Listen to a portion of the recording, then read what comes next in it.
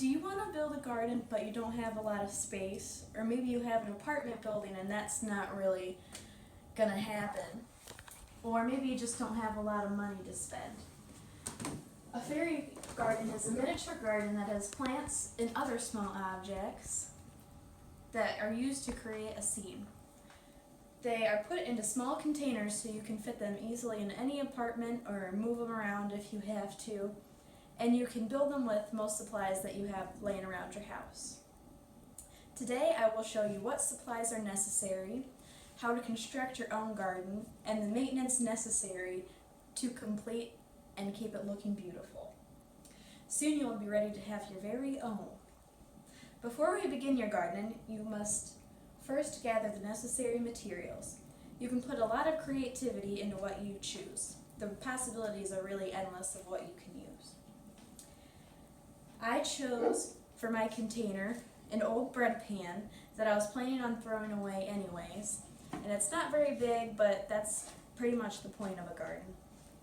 And it is deep, so it can hold somewhat more.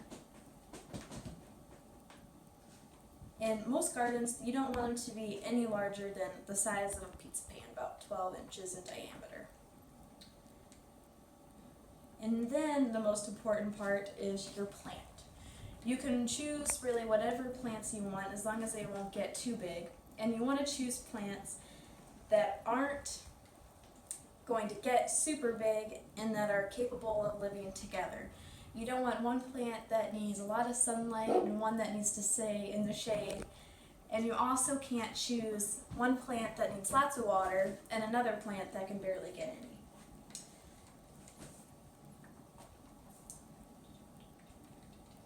For my plant, I picked Lavender Asylum, and they had these mini little purple petals which will fit in perfectly with the garden.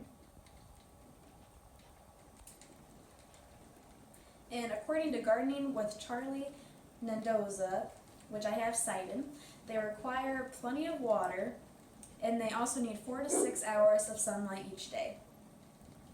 The final items you will need are your accessories. I chose a yellow water garden, or bird bath, for some color, a miniature bench, and then I also have little pebbles that I got from my driveway. The last things you will need are newspapers, if you don't want to make a mess, and then water, and then also potting soil, or any type of dirt really. So with the accessories, that's where you'll get to choose kind of the theme of the garden and what mood you want the garden to have. I got my supplies at Tyson's, and the pebbles are from my driveway, which I just had around the house. You can also find these miniature items at Hobby Lobby, and they have a lot of detail with theirs, and they're good quality. And they're actually made for doll houses, so you know they'll be pretty small. So now that you have your materials at hand, we can start with the dirty work. Before you begin, you kind of want to plan out where you want all your supplies to go. I'm going to have my 3 plants around the bench right here, and then the bird bath to the left of it so you can watch the birds while you sit on the bench and rest your feet.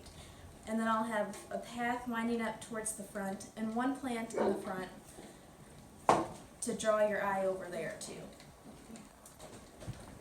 So let's begin. We're going to start by pouring a light layer of dirt in the bottom of your pan. Because my container is a little deeper, I added a little more. And then I'll start placing the plants where I want them to go. So I want one here, I want another behind there,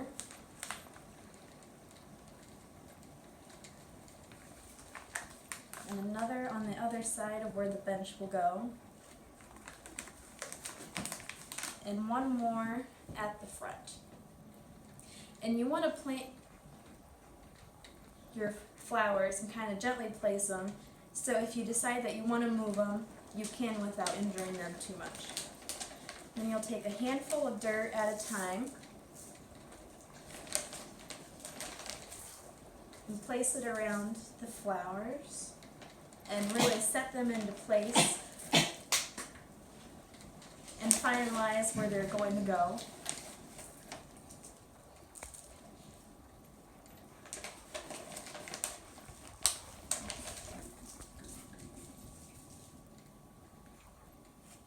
And then gently pack them in.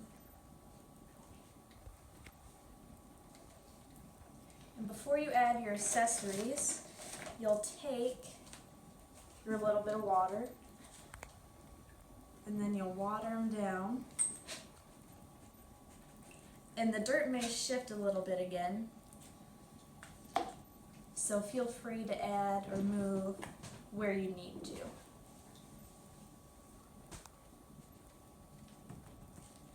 So then I will place the bench where I want it to go, which is right in between these 3 flowers here. And I wanted the bird bath to go to the left of that. And you might want to add more dirt to make sure they don't move around at all. And lastly, I'm going to put in my pebble pad. And I'm choosing to do this last so I can form it around the rest of the materials.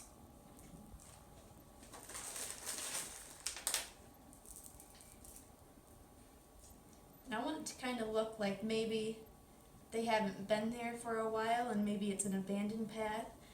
So I want the path to look a little rough. So I'll have it kind of loosely spaced out like the rocks have been shifting around.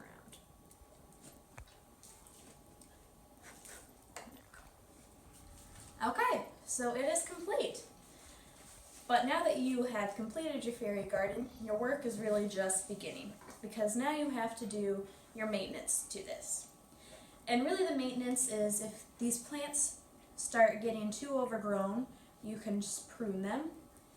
And then if you realize that maybe they're not doing too hot, maybe this plant up front is starting to die out, you can gently place it out and put in a new one. And that's really the whole point of a fairy garden, is to constantly have a moving and evolving. If maybe you decide that I just don't like that one there anymore, I can take it out, put in a new one. So now you have work to do on a rainy day. So run to the store, gather your supplies to design and create your garden, and don't forget that you have to take care of it in the end. So feel free to be creative as you would like, because the possibilities are truly endless.